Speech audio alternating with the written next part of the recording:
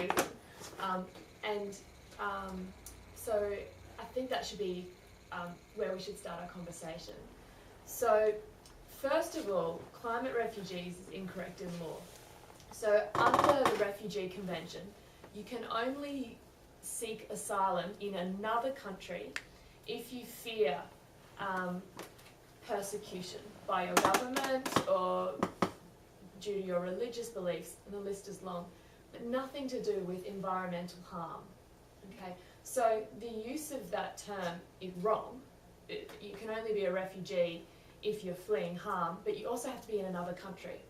And the problem is most people that are fleeing environmental harm get displaced within their own country, or if they do move to another country, they wouldn't come under the Refugee Convention, because what I just explained, but it has to be as a result of persecution. So the better term to use is environmental migrant. And there's a movement by academics, NGOs like Refugees International, and governments like Tuvalu and other Pacific Island nations that are trying to get the community to stop using this incorrect term, because it's preventing some of the really good work that academics, NGOs, and governments are trying to do to get some recognition for this crisis situation that so many people in so many different forms of different areas in different countries are facing.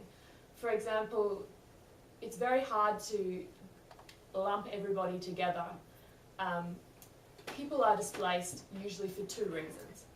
One, a sudden onset disaster like a storm surge, and then that's usually internally displaced, and that's usually not far from home. So it could be to the next village or up the river to drier land, or to a refugee camp, well, not a refugee camp, to a displacement camp within your own country. And then sometimes people move to the next country if borders are closed. What's happening, the slow onset displacement that's happening in the Pacific, there hasn't been anyone displaced as yet as a result of that slow onset change. So that's rising sea levels. But very exciting work is happening to ensure that the rights of people that are in the Pacific Island countries and their liberties may be preserved through migration agreements, through better environmental management of those areas with consultation with communities. So in answer to your question, what's happening? There's two things that are happening.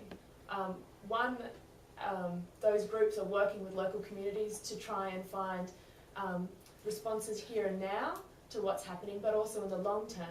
And then there's also groups that are trying to find a legal solution to the problem, because at the moment there doesn't exist one.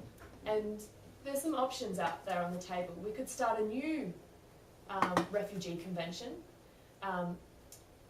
which could be similar to the declaration for internally displaced. So if you're displaced within your country and it's a result of environment, you've got safeguards from your government. Your government has to protect you, but it doesn't extend to the environment. So if we could extend that, that'd be really exciting. Also, we could extend the Refugee Convention, but that's going to be pretty hard to do with one of the people spoke about that, Stephen Schneider, about the sanctity that comes with the Refugee Convention and the protection that places, and how difficult it is for so many people to even be able to get that status. There's a whole bunch of different universities that are proposing different types of statutes to international bodies to hopefully provide some protection. So there's a lot of work happening in terms of that issue. But the other problem with the term climate refugees is that people that are at risk of movement from environmental harm don't want to be called a refugee.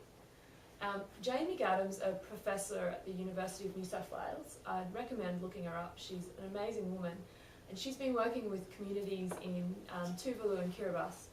And in one of the interviews that I read, I met with Jane when she was in Washington recently, but one of the interviews that I read, she said that everyone she interviewed was so disturbed by the term being called a refugee, because their government is actually trying to protect them. Their governments are lobbying the environmental negotiations in Dakar and Copenhagen and saying, come on, let's do something about this. We have no protection and the sea level is rising. Their governments are doing something, whereas usually refugees have no other protection but to flee.